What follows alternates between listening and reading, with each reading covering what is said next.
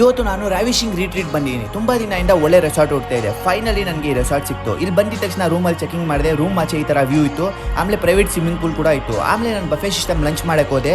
Lunch ಮಾಡಿದೆ, ತುಂಬಾ ಚೆನ್ನಾಗಿತ್ತು ಲಂಚ್. ಅದ ನಂತರ ನಾನು ಅಡ್ವೆಂಚರ್ ಆಕ್ಟಿವಿಟೀಸ್ ಮಾಡೋಣ ಅಂತ ಹೋದೆ. ಅಡ್ವೆಂಚರ್ ಆಕ್ಟಿವಿಟೀಸ್ ಅಲ್ಲಿ ನಾನು ಮಾಡಿದ್ದು ATV ಬೈಕ್ ರೈಡ್ ಮಾಡಿದೆ, ತುಂಬಾ ಚೆನ್ನಾಗಿತ್ತು. ಅದಾದ್ಮೇಲೆ ನಾನು ಮಾಡಿದ್ದು 360 ಸೈಕಲ್ ರೈಡು, ಇದು ಚೆನ್ನಾಗಿತ್ತು. ಅದಾದ್ಮೇಲೆ ನಾನು ರಾಕೆಟ್ ರಿಜೆಕ್ಟರ್ ಮಾಡಿದೆ, ಅದು ಚೆನ್ನಾಗಿತ್ತು ಗೈಸ್.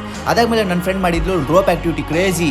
ಅದಾದ್ಮೇಲೆ ನಾನು ಮಾಡಿದೆ ಹಾರ್ಸ್ ರೈಡಲ್ಲಿ ತುಂಬ ಮಜಾ ಬಂತು ಗೈಸ್. ಅದಾದ್ಮೇಲೆ ನಾನು ಬಂದೆ ಸ್ವಿಮ್ಮಿಂಗ್ ಪೂಲ್ ಒಂದು ಸ್ವಲ್ಪ ರಿಲ್ಯಾಕ್ಸೇಷನ್ ಮಾಡಿ ಎಂಜಾಯ್ಮೆಂಟ್ ಮಾಡಿ ಡೇ ಫುಲ್ ಎಂಡ್ ಮಾಡಿದೆ. ನೆಕ್ಸ್ಟ್ ಡೇ ಮಾರ್ನಿಂಗ್ ನಾನು 6 o'clock ಎದ್ದಲ್ಬಿಟ್ಟು ಒಂದು ಸ್ವಲ್ಪ ರೂಮ್ ಆಚೆ ಈ ಥರ ವ್ಯೂ ಇತ್ತು. ಆಮೇಲೆ ಕಾಫಿ ಕುಡಿದು ಒಂದು ಸ್ವಲ್ಪ ಹೊತ್ತು ಕುತ್ಕೊಂಡು ಆಮೇಲೆ ನಾನು 6:30ಗೆ ಟ್ರೆಕ್ಕಿಂಗ್ ಕರ್ಕೊಂಡು ಹೋಗ್ತಾರೆ. ಇಲ್ಲಿಂದ ಟ್ರೆಕ್ಕಿಂಗ್ ಹೋದೆ. ಟ್ರೆಕ್ಕಿಂಗ್ ಹೋಗೋ ಟೈಮಲ್ಲಿ ಫುಲ್ ತುಂಬ ಚೆನ್ನಾಗಿತ್ತು ಗೈಸ್. ಎಕ್ಸ್ಪೆಕ್ಟೇಷನ್ ಇರಲಿಲ್ಲ ಅಷ್ಟು. ನಾನು ಅಲ್ಲಿ ಹೋಗಿದ ತಕ್ಷಣ ಮೈಂಡೇ ಬ್ಲ್ಯಾಂಕ್ ಆಗಿಬಿಟ್ಟು ಆ ವ್ಯೂ ನೋಡ್ಬಿಟ್ಟು ವಂಡರ್ಫುಲ್ ಎಕ್ಸ್ಪೀರಿಯನ್ಸ್ ಗೈಸ್. ಟ್ರೆಕ್ಕಿಂಗ್ ಮುಗಿಸ್ಕೊಂಡು ಸೀದಾ ನಾನು ಹೋಮ್ ಸ್ಟೇಗೆ ಬಂದೆ. ಹೋಮ್ ಸ್ಟೇಗೆ ಬಂದಿದ ತಕ್ಷಣ ನಾನು ಬ್ರೇಕ್ಫಾಸ್ಟ್ ಮಾಡಿಕೊಂಡು ಆಮೇಲೆ ಒಂದು ಸಣ್ಣ ಪುಟ್ಟ ಗೇಮ್ ಮಾಡಿಕೊಂಡು ಆಮೇಲೆ ಫೈನಲಿ ನಾನು ಜಿಪ್ಲೈನ್ ಮಾಡಕ್ಕೆ ಹೋದೆ.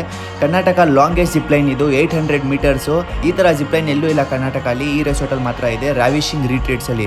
ಆಮೇಲೆ ನಾನು ಜಿಪ್ಲೈನ್ ಮಾಡೋ ಟೈಮಲ್ಲಿ ಎಷ್ಟು ಎಂಜಾಯ್ಮೆಂಟ್ ಆಗ್ತೈತೆ ಅಂದರೆ ಆ ವ್ಯೂಗೆ, ಆ ಕ್ರೇಜಿನೆಸ್, ಆ ಹ್ಯಾಪಿನೆಸ್ಸು ನಾನು ಎಕ್ಸ್ಪ್ಲೇನೇ ಮಾಡೋಕ್ಕಾಗ್ತಾ ಇಲ್ಲ ಗೈಸ್ ವಿಡಿಯೋಲಿ. ಆಮೇಲೆ ಇಲ್ಲಿ ಎಂಜಾಯ್ಮೆಂಟ್ ಮಾಡ್ಬೋದು ರಾವಿಶಿಂಗ್ ರಿಟ್ರೀಟ್ಸಲ್ಲಿ.